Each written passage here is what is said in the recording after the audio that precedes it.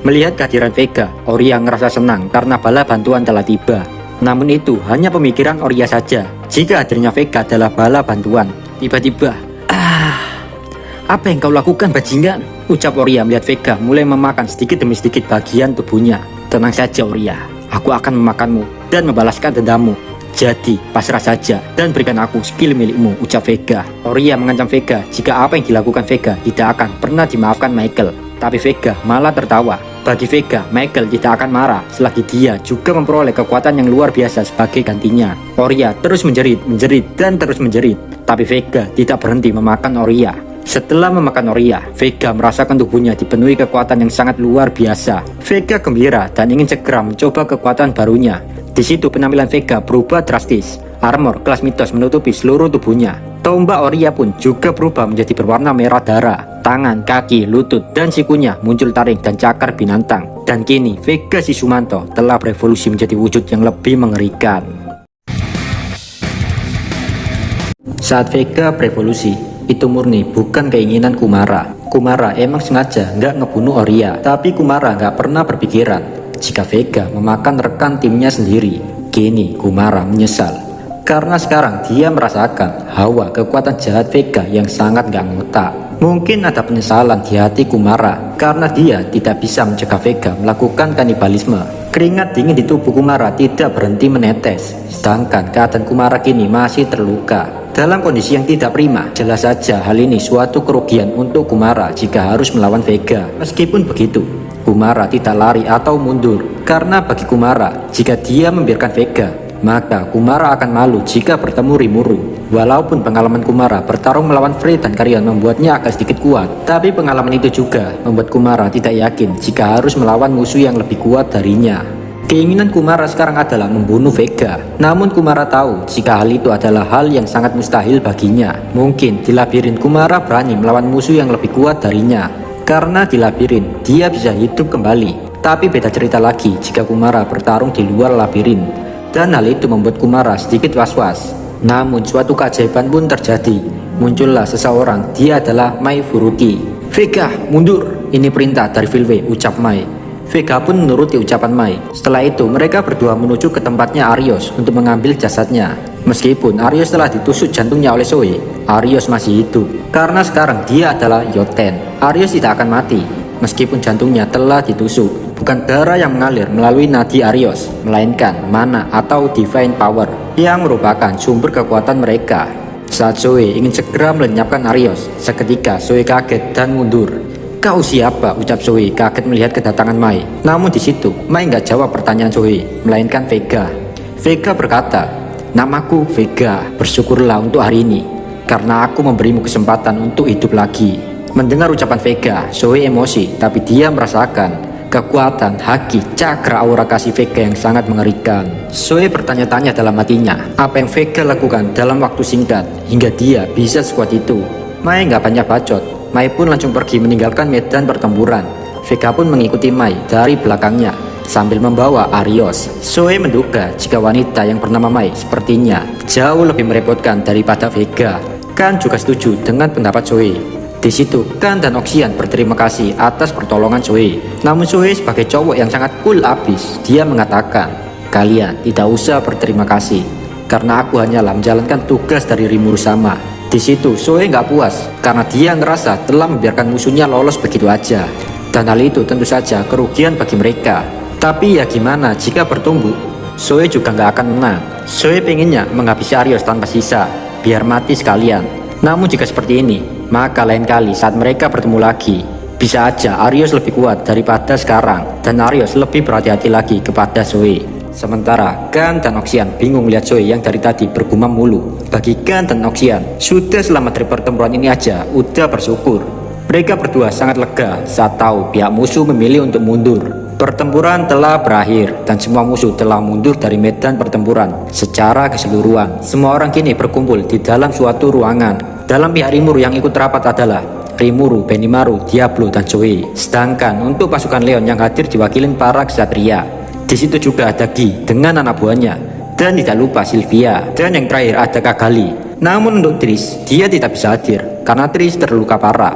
Ramuan pemulihan pun tidak bekerja. Jadinya kini Tis dirawat di rumah sakit. Di situ Gi berdiri dan menghampiri Rimuru. Gi mengatakan, "Kau bajingan, kenapa kau mengabaikanku saat aku bertarung melawan Velzat?" Di situ Rimuru mengelak dengan berkata, jika dia nggak tahu saat Gi bertarung. Gi kesal karena Rimuru tidak mau mengakui hal tersebut. Tapi lagi-lagi Rimuru mengubah topik dengan berkata, jika dia bersyukur semua orang di sini baik-baik saja. Sontak Gi emosi, "Baik-baik saja matamu.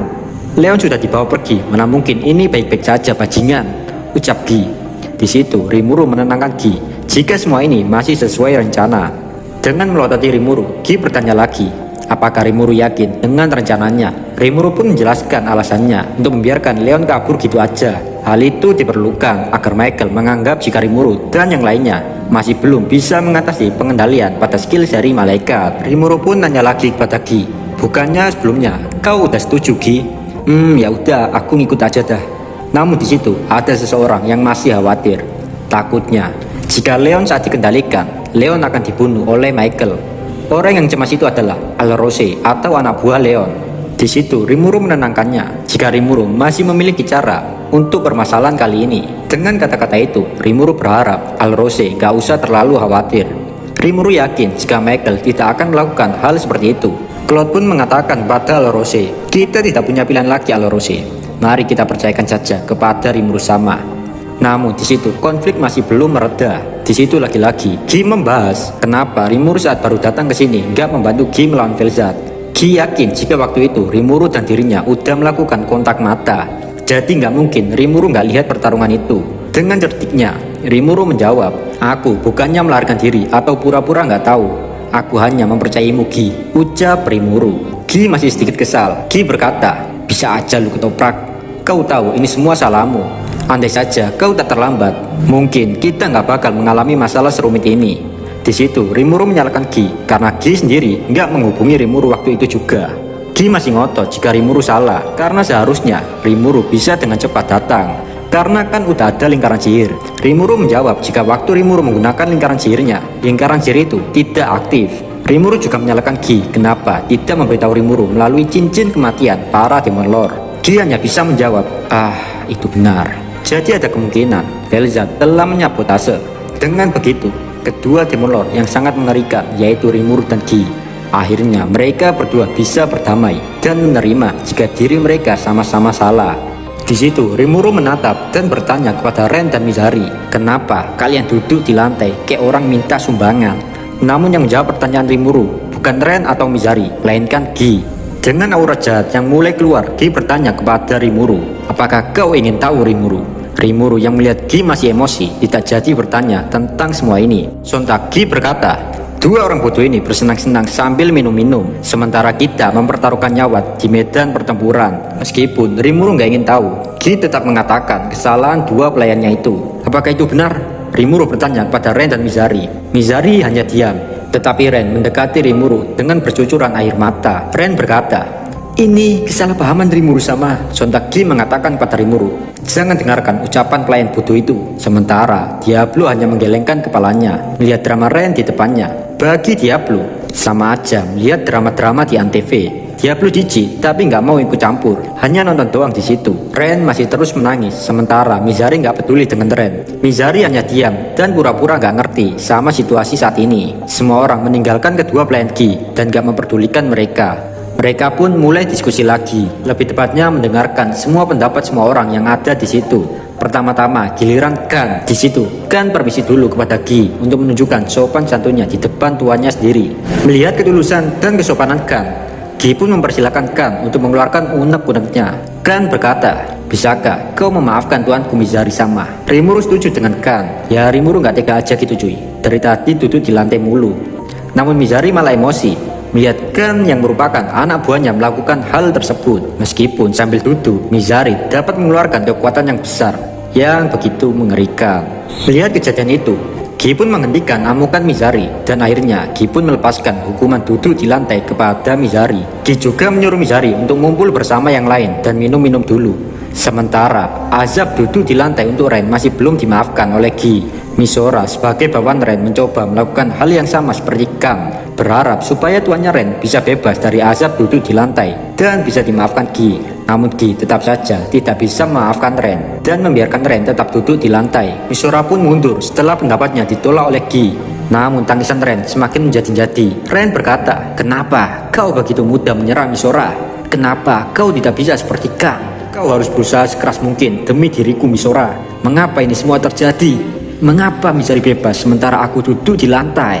Aku tidak mengerti semua ini." Sambil mengatakan ini, Ren masih menangis. Di situ akhirnya Misora menghampiri Ren. "Ren sama, tolong mengaku dan menyerah sajalah biar semua urusan ini kelar." Ren pun berhenti menangis dan mulai menatap Gi. Gi menasihati Ren, "Seharusnya kau itu meminta maaf dengan tulus. Kau tahu sejak awal kau itu sudah salah, Ren." Dengan tatapan kosong, tidak paham maksud Gi, Ren hanya menjawab, "Oh iyakah?" Sontak Gi langsung keinginnya saja. Karena Gi terlalu lelah ngomong dengan Ren. Gi berkata, "Cukup Ren, aku tidak punya waktu untuk ini. Tapi aku akan menjadi tersangka dalam masalah ini juga jika aku membiarkanmu lolos dari ini semua."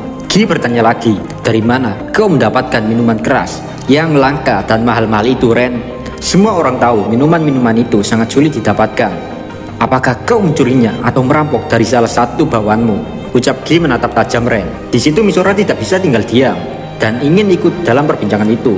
Misora mengatakan jika tuannya itu bodoh. Misora mengetahui betul jika Ren tidak pernah mencuri atau melakukan hal-hal kriminalitas seperti yang Gi pikirkan. Misora melanjutkan ucapannya. Misora berkata jika Ren tidak pernah memiliki uang. Gi heran, lantas bagaimana Ren bisa membeli semua minuman ini?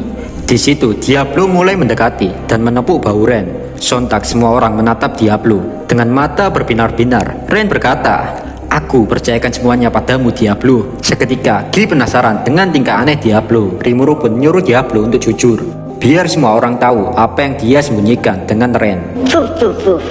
"Saya tidak menyembunyikan apapun, tapi saya nggak tega, makanya saya menawarkan bantuan untuk Ren." Dengan santuinya Diablo menjawab ucapan Rimuru. Rimuru nggak percaya gitu aja dengan ucapan Diablo, karena Rimuru tahu Diablo orangnya seperti apa. Di situ Diablo gak pandai berbohong. Itu terlihat dari sorotan matanya yang kian kemari bingung mencari alasan. Dan gak lama Diablo pun ngaku. Diablo berkata, "Minuman keras itu adalah hadiah dariku untuk Ren." Namun semua orang di situ gak ada yang percaya jika Diablo memasok minuman keras kepada Ren secara cuma-cuma. Di situ Gi dan Diablo masih adu argumen, adu bacot karena Diablo gak mau ngaku. Rimuru gak mau ikutan dalam keributan kedua iblis itu. Rimuru meminta Zoe mengamankan barang bukti. Di situ Rimuru kaget, ternyata minuman keras yang dimaksud itu adalah minuman keras asli buatan Tempest yang sangat langka. Bahkan seorang Crazy Rich gak mungkin bisa mendapatkan minuman itu, karena minuman itu sangat langka, sangat jarang dijumpai di pasaran. Gi pun bertanya lagi kepada Ren, "Kau sebelumnya berkata minum-minum kan? Lalu apakah kau minum-minum sebanyak ini?" Gi mengatakan kepada Rimuru untuk harus melakukan tindakan tegas kepada Ren juga. Ren masih membuat alasan jika dia bukan hanya sekedar minum-minum. Namun Ren melakukan minum-minum untuk memancing Pico dan Gracia agar mau terbuka dengan Ren. Ren menganggap informasi dari musuh lebih berharga daripada apapun. Bagi Ren, aksinya harus mendapatkan tepuk tangan dari semua orang, bukan malah dihukum seperti ini. Tapi bagi Rimuru, Diablo dan Ren memiliki kesamaan, di mana mereka tidak akan merasa kalah jika mereka tidak mengakui kesalahan mereka. Gi pun bertanya secara terbuka kepada Diablo, "Gini aja Diablo, secara logika, kau itu gak mungkin memberikan semua minuman ini secara gratis. Jadi kesepakatan apakah yang kau lakukan dengan Ren?" Diablo hanya menjawab, "Ya itu..." Semua orang menunggu jawaban Diablo, tapi Diablo masih bingung menjawab. "Langsung aja ke intinya Diablo," ucap Zoe mengagetkan semua orang. Diablo pun akhirnya mau mengakui kesalahannya jika dia memberikan semua minuman keras itu dengan imbalan lukisan yang dimiliki Ren. Dari situlah Rimuru baru tahu jika Ren adalah pelukis lukisan Rimuru selama ini. Makanya semua orang tidak bisa melacak siapa pelukisnya.